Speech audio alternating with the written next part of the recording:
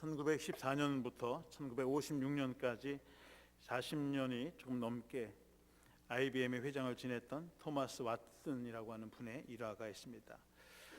지금은 IBM이 많은 고전을 겪고 있습니다마는 50년 전만 해도 세계에서 가장 앞서 나가는 그런 굴지의 회사였습니다. 이 토마스 왓슨이 회장할 때는 이분이 당대 전 세계에서 가장 큰 부자 중에 한 사람이었으며 탁월한 지도력과 통찰력을 가진 그런 사업가였다고 하는 그런 칭찬을 받았습니다. 1956년에 그분이 돌아가실 때에 사람들은 가장 위대한 세일즈맨이 죽었다라고, 그래서 가장 위대한 세일즈맨, The Greatest Salesman이라고 하는 칭호를 붙여 주었다고 합니다. 한 분은 이분이 회장을 지내던 시절에 부회장님이 회장님의 승인을 얻어서 새로운 프로젝트를 시작했다고 합니다. 그런데 얼마 안 돼서 불행하게도 그 사업이 실패를 하고 10 밀리언의 손해를 보았다고 합니다. 지금도 10 밀리언, 1000만 불이라는 돈은 엄청난 돈인데 여러분 한 50년 전에 1000만 불이라고 하면 정말 천문학적인 그런 숫자였을 것입니다. 10 밀리언의 큰 손해를 보고 그 사업을 중단하게 되었습니다. 그래서 이 부회장이 왓슨 회장님께 찾아가서 회장님, 제가 사임을 해야 되겠습니다. 그렇게 요청을 했습니다. 그러자 왓슨 회장님이 왜 사임을 하려고 하느냐라고 물었습니다. 그러자 부회장은 제가 너무나 엄청난 큰 실수를 해서 회사에 큰 손해를 끼쳤기 때문입니다. 그러니 제가 당연히 회사를 그만두는 것이 옳은 일이 아닙니까? 그러자 왓슨 회장님은 아닙니다. 당신은 회사를 그만둘 수가 없습니다. 왜냐하면 당신을 교육을 위해서 내가 이미 10 밀리언을 썼기 때문에 그렇습니다. 내가 이미 당신의 교육비로 10 밀리언을 썼는데 사임할 수 없다고 하는 것입니다. 여러분, 위대한 지도자는 다릅니다.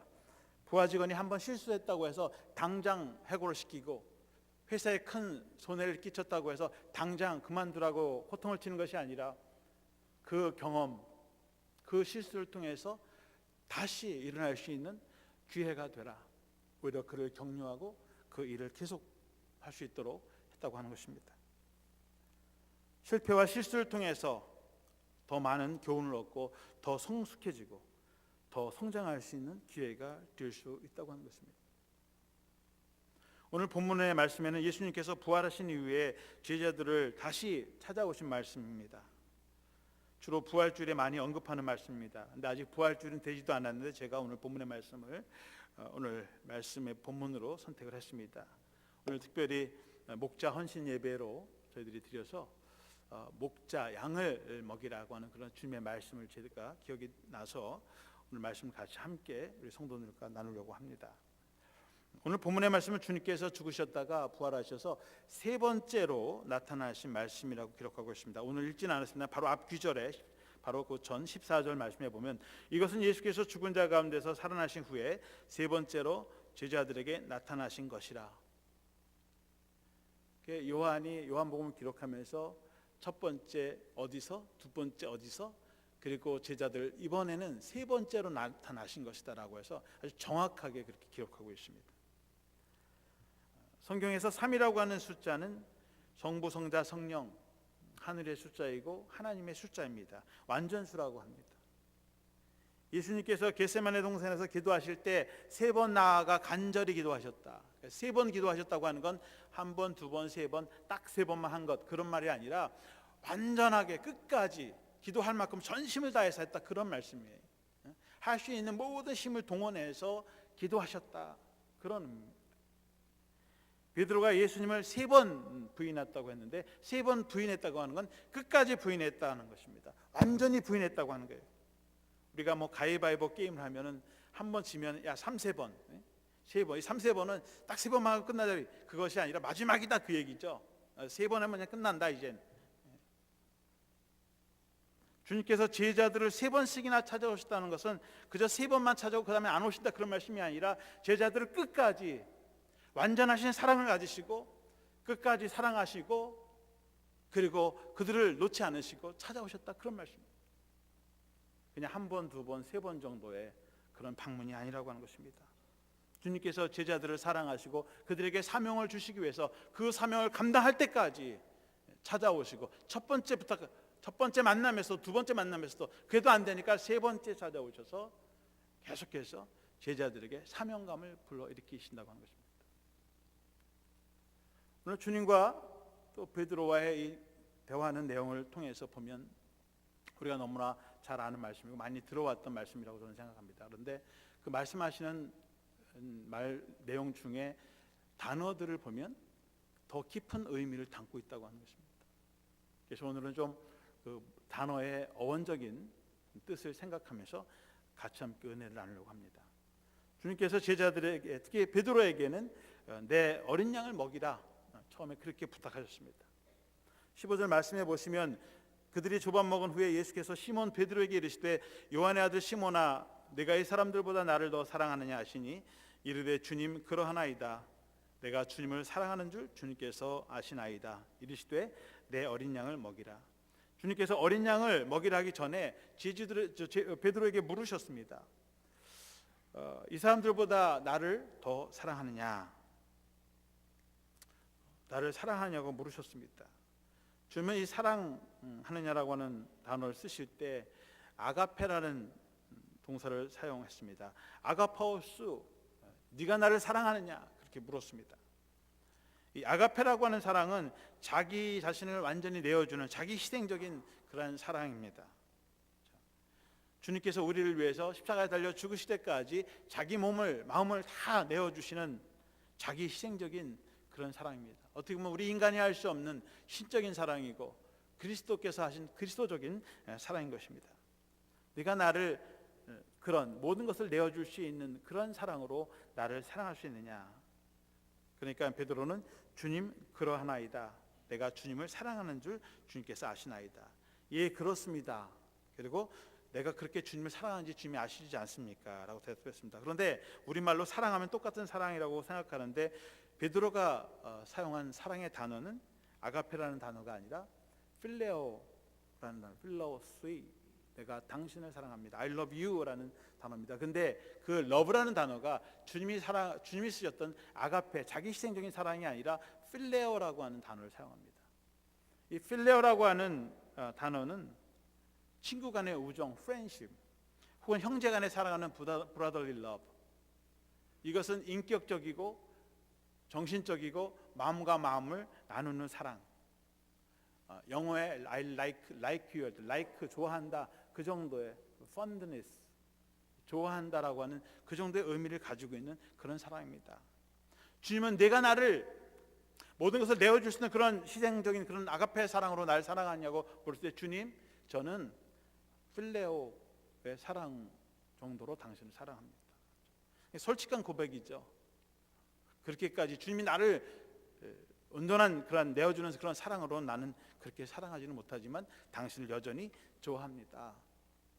그 정도로 대답을 한 것입니다. 히라보의 사랑이라는 단어가 또 하나 있습니다. 에로스라는 단어죠.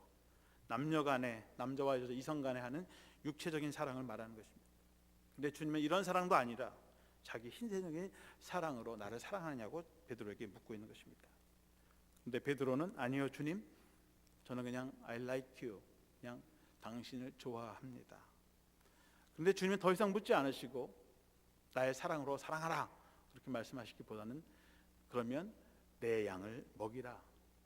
너의 그 사랑으로도 그 사랑을 가지고도 내 양을 먹이라고 그렇게 베드로에게 말씀하고 있습니다.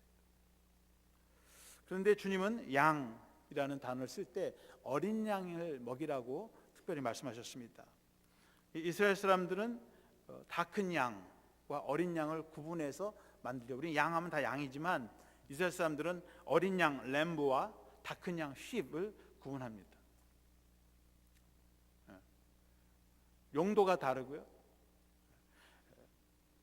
sheep이라고 하는 단어는 다 큰 양이에요. 그래서 양들은 무리를 지어서 가기 때문에 단수와 복수를 같이 사용합니다. sheep 하면 그냥 무리로 다 셀 수가 없어서 그냥 sheep 하면 그냥 다 어른 양, 큰 양들을 얘기하는 겁니다. 그런데 램, 양은 어린 양입니다. 이것은 1년 정도밖에 되지 않은 아주 어린 양을 말하는 것입니다. 그래서 히라보로는 어린 양을 아르기온이다, 그렇게 합니다. 그리고 복수를 쓸 때는 아르기아입니다. 어린 양은 단수와 복수를 구분해서 사용합니다. 그래서 하나는 한 마리 양은 아르기온, 두 마리는 아르기아스, two lambs, three lambs, one lamb 이렇게 쓰는 거죠. 왜냐하면 어린 양들은 무리를 지어 다니는 게 아니라 엄마를 따라다니고 있어서 그리고 이렇게 쉽게 눈에 띄는 거예요. 그렇죠? 엄마를 따라다니죠. 자기 엄마. 그래서 램은 구분이 돼요. 그래서 하나하나씩 구분이 되기 때문에 단수와 복수를 나눠서 사용합니다. 주님께서는 베드로에게 lambs, feed my lambs, 내 양을 다 먹여라, 이 많은 양을 먹여라 복수로 사용합니다. 한 마리가 아니라 여러 양을 많이 먹여라 그렇게 말씀하고 있습니다. 그 얘기는 당시의 성도들이 아직 믿음이 생겨지지 못하고 제자들도 다 달아나고 두려워 떨고 있을 때에 아직 믿음이 자라지 못한 그 미숙한 그런 양들, 어린 양들을 내가 그들을 먹여라. 주님의 사랑으로, 주님의 말씀으로 먹여서 그들을 양육하고 키우라. 그런 말씀이죠. 그것이 주님께서 첫 번째 베드로에게 당부하신 말씀입니다. 두 번째로는 내 양을 치라. 이번에는 양을 치라고 했습니다. 16절에 보시면 또 두 번째 이르시되 요한의 아들 시몬아 내가 나를 사랑하느냐 하시니 이르되 주님 그러하나이다. 내가 주님을 사랑하는 줄 주님께서 아시나이다. 이르시되 내 양을 치라 하시고, 주님께서 베드로에게 내가 나를 사랑하느냐 똑같은 질문을 하시고 똑같은 단어를 사용하십니다. 내가 나를 아가페 사랑으로 사랑하느냐. 그럴 때 베드로는 좀 나도 당신을 아가페 사랑으로 사랑합니다 그렇게 하면 좋은데, 여전히 베드로는 아니요 지금 제가 주님을 사랑합니다. 그런데 필레오로 사랑합니다. 주님은 베드로에게 이번엔 내 양을 치라고 말씀하십니다. 어린 양이 아니라 이번에는 어른 양, sheep을 쓰고 있습니다. 다 성장한 양. 그런데 그 sheep, 다 큰 양은 치라, 먹이라가 아니라 치라 그렇게 말씀하고 있습니다. 히라보로 다 성장한 어린 양을 프로바라라고 합니다. 여기서는 프로바라를 단어를 사용하셨습니다. 다 큰 양을 써라.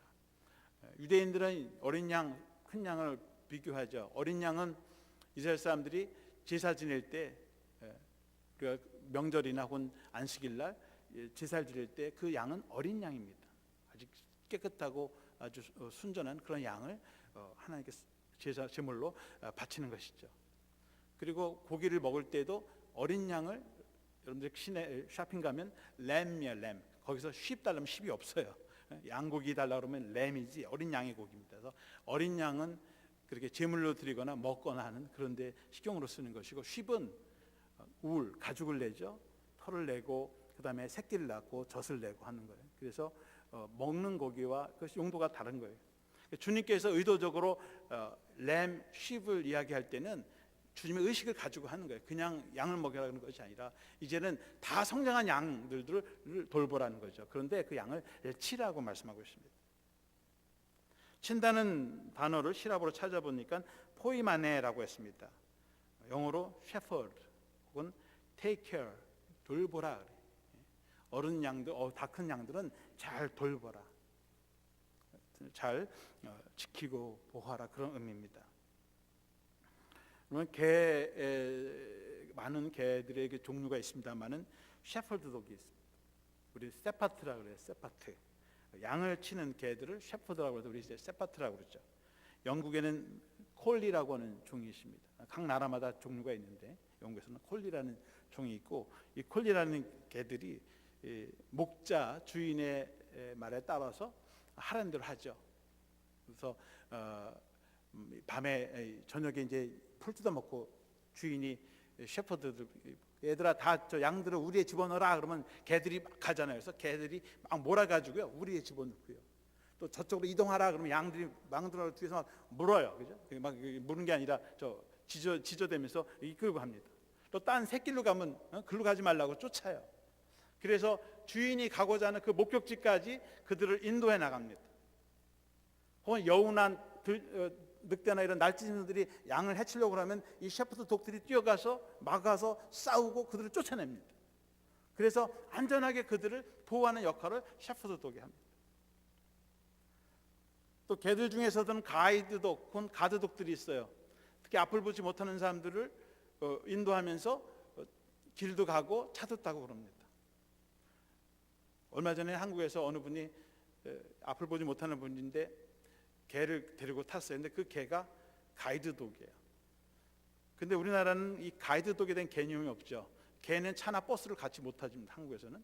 그런데 전철 안에 그 가이드독을 타서 가지고 앞을 보지 못하는 분이 탔는데 그 옆에 앉은 분들이 왜 개 데리고 찼냐고 막 야단치고 윽박지르고 막 쫓아내고 그걸 누가 찍어서 또 올렸어요, 유튜브에. 그 사람들이 아니 이렇게 무식한 사람들이 있냐고 말이죠. 그런 개들이 있습니다. 주인을 도와서 그들을 돌보는 일들이 합니다. 주님께서 베드로에게 어린 양은 먹이고 또 다 큰 양은 주님이 원하는 그 목적지까지 갈 수 있도록 인도하고 안내해주고 그리고 보호해주라고 하는 그런 사명을 주신 것입니다. 그래서 주님 베드로에게 양을 치라고 그러한 명령을, 그러한 사명을 주신 것입니다. 목자들은 양을 인도하고 보호하는 또 지키는 사명을 가지고 있습니다. 세 번째로 주님은 다시 내 양을 먹이라. 어린 양만 먹이는 것이 아니라 이제 큰 양들도 먹여라. 계속해서 영적인 양식을 공급해줘서 그들을 먹이라고 말씀하고 있습니다. 17절 말씀에 세 번째 이르되 요한의 아들 시몬아 내가 나를 사랑하느냐 하시니 주께서 세 번째 내가 나를 사랑하느냐 하심으로 베드로가 근심하여 이르되 주님 모든 것을 아시오매 내가 주님을 사랑하는 줄을 주님께서 아시나이다. 예수께서 내 양을 먹이라. 주님께서 세 번째로 베드로에게 똑같은 질문을 하십니다. 내가 나를 사랑하느냐? 그럴 때 베드로가 주님 모든 것을 아시오네 몸에 내가 주님을 사랑하는 줄을 주님께서 아시나이다. 또 같은 말로 이야기하고 있습니다. 베드로는 여전히 나는 당신을 필레오의 사랑으로 사랑하고 있습니다. 그런데 오늘 본문의 앞에 두 번의 대화와 다르게 하나가 첨가되어 있다면 근심하면서 베드로가 대답을 하였다고 그렇게 요한은 기록하고 있습니다. 근심하면서 그냥 한 것이 아니라 첫 번째, 두 번째는 그냥 반사적으로 했는데 세 번째는 좀 근심을 하면서 걱정하면서 그 얼굴이 벌써 안색이 바뀌어졌겠죠. 좀 침울한 표정으로 대답을 했다고 요한이 기록하고 있습니다. 근심하다는 말을 히라보를 찾아보니까 엘로페세라고 되어 있습니다. 이 말은 get hurt, 마음의 상처를 받았다, 마음이 찔렸다, 마음이 아팠다 그런 얘기. 주님께서 그런 말을 할 때에 마음이 찔리고 마음이 아팠어요. 왜 아팠을까? 주님께서 세 번 내가 나를 사랑하냐 할 때 베드로는 그때 문득 며칠 전에 있었던 그 일을 기억하는 거예요. 자기가 주님을 세 번이나 부인했던 것. 주님께서 세 번을 물어보니까 세 번을 또 물어보시죠. 자기는 세 번 부인했거든요. 그러니까 주님께서 확인하는 것이죠. 어떻게 보면 참 잔인할 수도 있어요. 그냥 넘어가시지. 그리고 주님이 나를 아시지 않습니까? 근데 거기에 또 하나가 첨가됐어요. 주님께서 모든 것을 아시지 않습니까? 그 모든 것이란 단어는 주님 이제까지 내가 어떻게 했는지 다 알고 계시지 않습니까? 근심하면서 또 자신의 과거를 생각하면서 주님도 나의 과거를 아시고 나도 아는데 그래서 근심을 가지고 또 세 번이나 대답해놓고 한때는 주님 내가 주님 어디까지 제가 따라가겠습니다. 내 목숨을 걸고라도 옥이라도 감옥이라도 내 목숨을 걸고 주님을 따라가겠습니다. 이렇게 담대하게 얘기해놓고 막상 자신에게 위기가 찾아올 때는 나 그런 사람 모릅니다. 오히려 저주하면서 말이죠. 나 그런 사람하고 관계가 없다고 세 번씩이나 극구 부인했던 그 일들을 기억하면서 또 사랑한다고 하고 얘 그렇게 쓴다 얘기해놓고 또 모른다고 그럴까 봐 말이죠. 얼마나 큰 마음의 부담이 가졌을까 그런 거예요. 주님이 나에게 주시는 사명을 또 주실 텐데 과연 내가 이 사명을 감당할 수 있을까? 아마 많은 생각들이 그 마음속에 부담이 되었고 무거운 짐으로 베드로에게는 다가왔을 것입니다. 그러니까 예 주님 제가 주님을 사랑합니다. 제가 하겠습니다. 담대하게 얘기한 게 아니라 주님이 나를 사랑하는 줄 주님께서 아시지 않습니까? 거기까지만 내가 주님을 사랑합니다. 그런 고백을 못하죠. 자신의 믿음의 연약함, 자신의 부족함으로 인해서 베드로는 긍정적으로는 대답했지만 여전히 소극적인 마음으로 대답할 수밖에 없었던 것입니다. 사실 성경에서, 신약 성경에서 목자는 예수님이 자신을 향해서 사용하는 칭호였습니다. 요한복음 10장 앞에 10장 앞으로 가보시면 요한복음 10장 11절 12절 말씀에 주님께서 이렇게 말씀하십니다. 나는 선한 목자라. 선한 목자는 양들을 위하여 목숨을 버리거니와 삭구는 목자가 아니요 양도 제 양이 아니라. 이리가 오는 것을 보면 양을 버리고 달아나나니 이리가 양을 물어가고 또 해치느니라. 주님은 자신을 향해서 나는 선한 목자다. 선한 목자는 양들을 위해서 자기 목숨을 다 버린다. 끝까지 버린다. 그래서 그 말씀대로 주님은 우리를 위해서 십자가에 달려 죽으시기까지 자기 목숨을 내어주신 것입니다.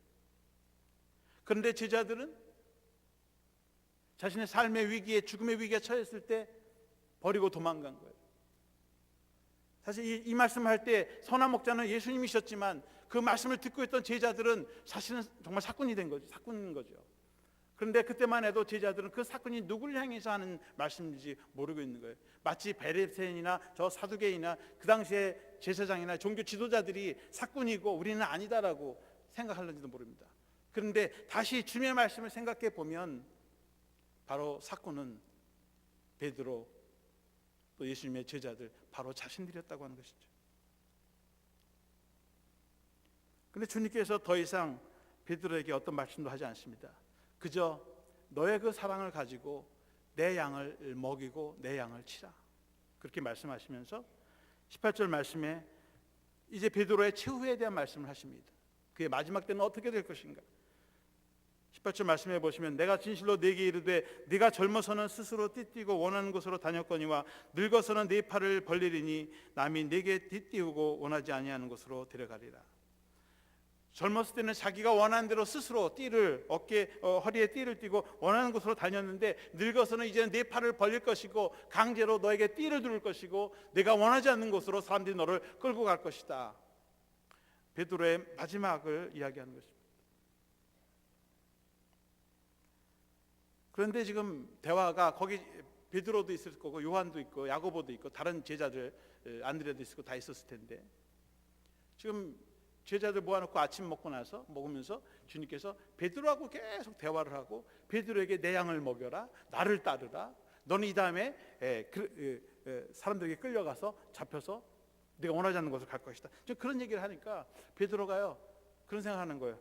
아니 왜 주님이 나한테만 자꾸 이런 얘기를 하시는 거예요? 왜 나만 양을 먹여야 되는가? 왜 나만 주님을 따라가야 되는가? 왜 나만 가지고 자꾸 이거 해라 저거 해라 자꾸 부담을 주시는가? 그런 얘기를 하는 겁니다. 그럴 때 21절에 보면 이에 베드로가 그를 보고 예수께 여짜오되 주님 이 사람은 어떻게 되겠사옵니까? 그 가운데서 예수님이 가장 사랑하는 요한이 있어요. 예수님이 가장 사랑하고 하는 그 요한을 보면서 아니 난 그렇다 치고 얘는요, 얘는 왜 나만 죽어야 됩니까? 왜 나만의 양들을 보아야 됩니까? 얘는 도대체 뭡니까? 그렇게 지금 묻는 거예요. 그렇잖아요. 왜 불공평하시게 주면 나에게 양을 먹이라고 나에게만 책임을 지우십니까? 다른 제자들도 많은데. 그때 주님께서 이렇게 말씀하십니다. 예수께서 이르시되 내가 올 때까지 그를 머물게 하고자 할지라도 네게 무슨 상관이냐? 너는 나를 따르라 하시더라. 주님은 베드로에게 그것은 내가 상관할 바가 아니라고 하는 것입니다. 내가 올 때까지 그가 온전하게 있어도 잘 살고 있어도 그건 내가 상관할 바가 아니다라는 거예요. 이 말씀은 주님의 사명이라고 하는 것은 주님이 나에게 주신 1:1의 관계이지 다른 사람들과 비교하면서 상대적인 게임을 벌이는 것이 사명이 아니라고 하는 것입니다. 다른 사람이 어떤 사명을 받았다고 해서 나도 받아야 되고 내가 받았다고 해서 다른 사람도 받아야 되는 것이 아니라 주님이 나에게 주신 사명은 주님과 나에게 주신 관계 속에서 이루어지는 사명이지 다른 사람과 상관이 없다고 하는 것입니다. 내가 기도의 사명을 받았으면 나는 기도하는 것이고 봉사하는 사명을 받았으면 봉사하는 것이고 주님과 나와 관계 속에서 사랑의 관계를 맺어가는 것이 사명이라고 하는 것입니다. 여러분 우리가 자녀를 사랑해요. 또 남편과 아내를 서로 사랑합니다. 그런데 자녀를 사랑하면서 부모가 자녀에게 사랑을 보여주면서 다른 집 부모가 자기 자녀를 어떻게 하는지를 봐요. 그래서 저 집은 애를 차를 사줬대. 여보 우리도 차 사줍시다. 이번에 돈을 얼마 집을 사줬대. 우리도 집 사줍시다. 근데 나에겐 집이 돈이 없어요. 그럼 어떻게 합니까? 그 빚을 내서 집을 사주고 자동차를 사주고 다 해야 됩니까? 저는 그렇게 생각하지 않습니다. 내가 가지고 있는 경제적인 어떤 수준이나 능력을 가지고 자녀를 케어하는 것이고, 내가 할 수 있는 만큼 내 자녀를 사랑하는 것이, 다른 집과 비교하면서, 다른 부모와 비교하면서 다른 집 부모도 그렇게 하니까 나도 한다고 하는 것은 진정한 사랑이 아닙니다. 여러분, 남편과 아내의 사랑도 그렇습니다. 다른 집 남편이 아내에게 비싼 한 2캐럿짜리 다이아 반지를 사주면 나도 똑같이 2캐럿 다이아 반지를 사줘야 됩니까? 그러면 구리 반지를 사주면 그건 사랑이 아닙니까? 똑같이 다른 사람이 해주면 나도 똑같이 그렇게 해야 됩니까? 비교하면서. 그리고 그렇게 하지 않으면 아내가 남편에게 저 집은 2캐럿짜리 다이아 반지 안 사주니까 당신 나 사랑하지 않지? 그렇게 물으면 그건 사랑이 아닙니까? 아니죠. 사랑은 두 사람과의 관계인 거예요. 거기서 내가 할 수 있는 최선을 다해서 내 마음을 주고 내 사랑을 주는 것입니다. 있는 그대로 주는 거예요. 그것이 사랑이지 않겠습니까? 주님과 우리의 관계의 사랑은 내가 할 수 있는 만큼 하는 것입니다. 다른 사람과 비교하면서 다른 사람도 이 정도 하니까 나도 이 정도 한다, 그것은 사랑이 아니죠. 그것은 흉내이고 모방이고 가식일 뿐입니다. 주님은 우리에게 그런 사랑을 원하지 않습니다. 내가 너를 아가페적인 사랑으로 했으니까 너도 나에게 아가페적인 사랑이라고 강요하지 않습니다. 네가 나를 필레오로 하느냐? 그럼 필레오로 사랑해라. 그리고 그 필레오의 사랑을 가지고 다른 사람을 사랑하라고 하는 거예요. 나도 너희를 아가페적으로 사랑했으니까 다른 사람들을 아가페적으로 사랑하라고 강요하지 않았다고 하는 것입니다. 진정한 사명자들은 다른 사람과 비교하면서 흉내내면서 눈치 보면서 하는 것이 아니라 자기가 받은 은사대로, 받은 방식대로 그렇게 서로 사랑하고 섬기며 함께 배우면서 주님을 따라가는 것입니다. 목자들만이 목자의 사명을 받았으니까 다른 사람을 돌보고 케어하라는 것이 아니라, 목자들은 목자로서의 사명이 있을 것이고 나는 나대로서의 사명이 있으니까 그 사명을 감당하라고 하는 것입니다. 다른 사람들이 성가대 하니까 나도 해야 되고, 다른 사람이 교사하니까 나도 하고, 다른 사람이 성가대 안 하니까 나도 안 해도 되고, 다른 사람 교사 안 하니까 나도 안 하고가 아니라, 하나님께서 나에게 아름다운 목소리를 주시고, 아니 주님을 찬양할 수 있는 그런 마음과 열정을 주셨으면 성가대에 찬양할 수 있죠. 내가 아이들을 사랑하고 아이들에 관심이 있으면 가서 어린 아이들을 가르칠 수 있는 그런 마음이 있으면 가서 하는 것이죠. 남들이 부엌에 들어가니까 어쩔 수 없이 따라 들어가야 되고요, 안 들어가니까 나도 안 들어가, 그런 게 아니죠. 내가 부엌에 들어가서 음식을 하면서 이 음식을 먹고, 성가대원들이 음식을 먹고 힘을 얻어서 하나님을 더 열심히 찬양하게 하고요, 교사들이 밥을 먹고 그 힘을 얻어서 어린아이들을 더 잘 가르치고요, 내가 한 정성을 통해서 아이들이 먹고 청년들이 그 음식을 먹고 사랑을 경험하고, 그래서 성장해서 그 사랑을 기억하면서 다른 사람들에게 사랑을 베풀 수 있는 더 큰 사람으로 세우는 거예요. 거기에도 선교적인 사명이 있습니다. 그냥 어쩔 수 없이 밥 먹어야 되니까 먹는 게 아닙니다. 그것이 바로 우리에게 사랑을 전하는 기회가 되는 것입니다. 제 후배 목사님 중에 한 분이 대학을 졸업하고 신학교를 가서 목사가 됐습니다. 그런데 대학 다닐 때까지 교회를 안 나갔습니다. 뉴욕 북쪽에 있는 학교를 다녔는데 거기에 작은 한국 교회가 있습니다. 이민 학생들 하는 조그만 목회를 하는 목사님이 계신데, 주일마다 청년들이 오면은 사모님이 육개장을 끓이는 거예요. 그 쉽지 않죠. 그래도 매일 정성껏 음식을 준비하고 그냥 육개장, 청년들이 주중에도 뭐였다 그러면 육개장, 매일 육개장이야. 근데 대학 때까지 이 교회를 안 나가는 이 친구가, 자기 친구가 이제 교회 간다니까 가면 육개장이 있다니까 육개장이 먹고 싶어서 따라간 겁니다.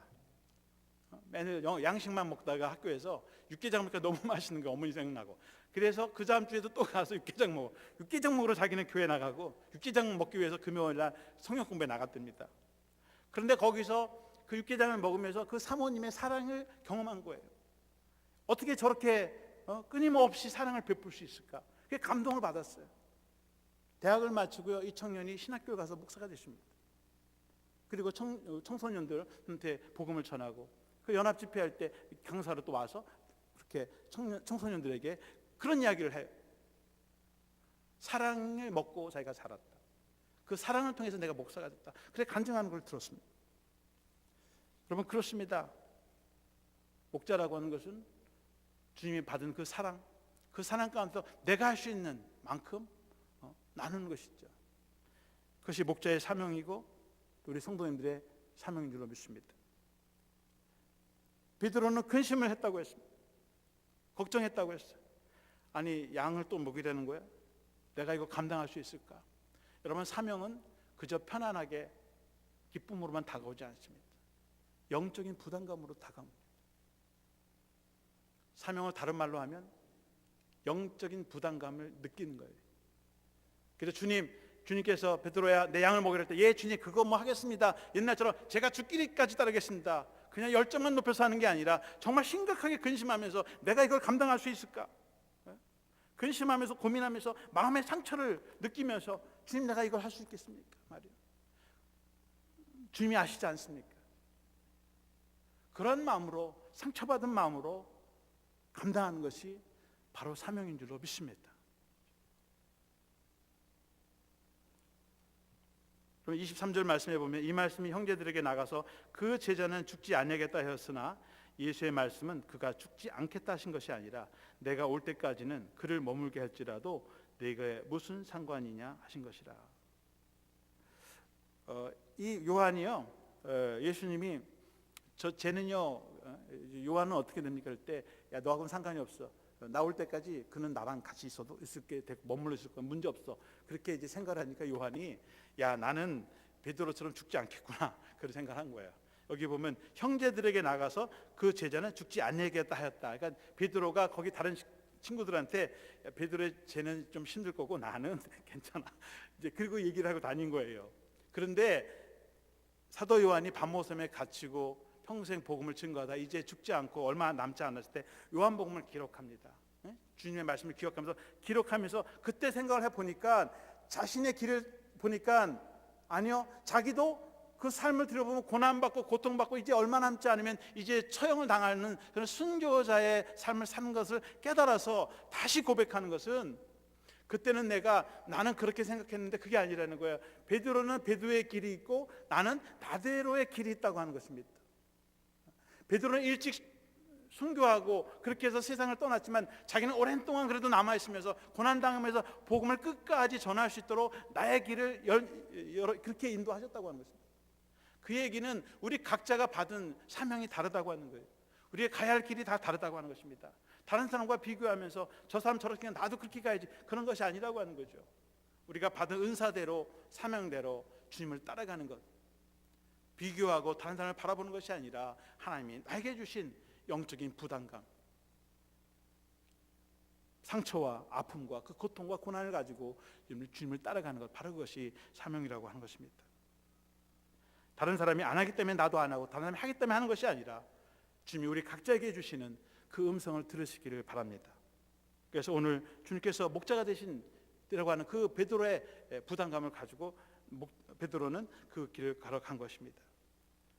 여러분, 베드로의 첫 번째 사명, 예수님께서 베드로에게 처음 만났을 때 바닷가에서 고기를 한 마리 잡지 못하고 죽을 때 그 사명은 어부가 되는 사명이라는 거예요. 깊은 곳으로 가서 그물을 던져라. 그래서 내가 너를 살아남는 어부로 하겠다. 주님께서 베드로에게 주신 첫 번째 사명은 어부가 되는 사명이었는데요, 주님이 부활하신 후에 밤새 고기 한 마리 잡지 못한 베드로에게 오른쪽으로 던져라. 그래서 다시 그물을 던지고 고기를 많이 잡았습니다. 그때 주신 두 번째 사명은 목자가 되라. 여러분, 사명도 시간에 따라 시기에 따라 바뀌어지는 거예요. 전에는 고기를 그저 잡아서 낚아서 그렇게 하면 되는데 이제는 낚고 잡는 것만이 아니라 이제는 그들을 돌보고 먹이고 더 성장시켜서 더 많은 열매를 맺을 수 있도록 두 번째 사명을 또 주셨다고 하는 것입니다. 여러분, 주일날 교회 오실 때 영적 부담감이 있습니까? 만약에 부담감이 없다면 하나님이 새롭게 주시는 사명이 무언가를 좀 찾아봐야 돼요. 또 부담감이 있습니까? 예, 그 부담감을 가지고 주님의 사명을 감당하시길 바랍니다.